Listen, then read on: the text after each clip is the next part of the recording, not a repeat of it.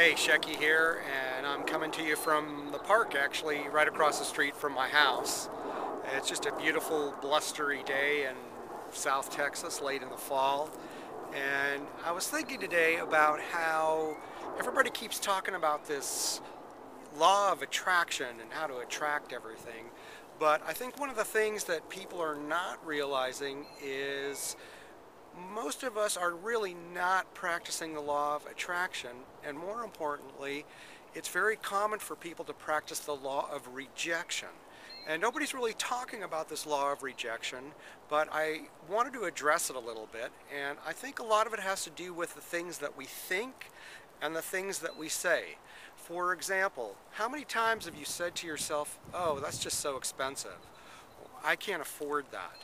Um, it's too far to drive."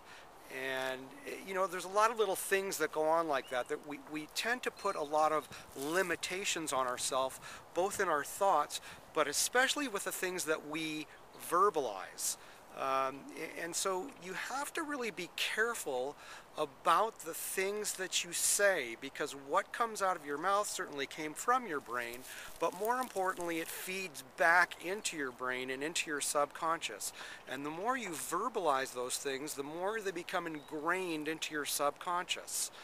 And so it makes it very, very difficult to attract the things in your life that you want when you're really talking and thinking and focusing on the things that you are rejecting. Now, many of us don't do this on purpose, and I understand that. And so I want to just get you thinking about this, and in fact, I really just want to challenge you. I want to see if you can go for an entire day. Just try it for one day. I know when I first started doing this, it was really difficult. But try to go for one day without saying or thinking anything that has anything to do with scarcity. If in fact you start getting yourself saying something like, I can't afford it, or it's going to take too long, or it's too much effort, or anything like that sort of puts a limitation on something, then I want you to catch yourself. And you will be amazed that even though, yes, we're thinking about abundance all the time, we're thinking about all these wonderful things that are coming into our life, and that's all fine and good, but you will be amazed at how many times you actually think of the scarcity things, or how many times you say things, even just normal cliche say things, that are part of the law of rejection. So I'm going to challenge you today to cut that out. Try to cut it out for one day.